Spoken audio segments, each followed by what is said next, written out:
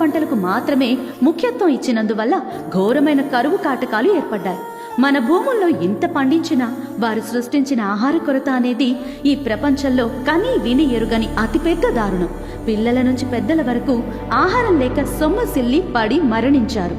మానవ మృతదేహాలు వీధుల్లో పడుండటం వల్ల మరణించిన వారు, కొనూపిరన ఉన్నవారు కాకులకు గద్దలకు ఎరగా మారారు. మద్రాసు రాజధానిలో ఏర్పడిన కరువుకి మాత్రం దాదాపు 1 కోటి మంది ఆహారం లేక చనిపోయారు అనేది చరిత్ర.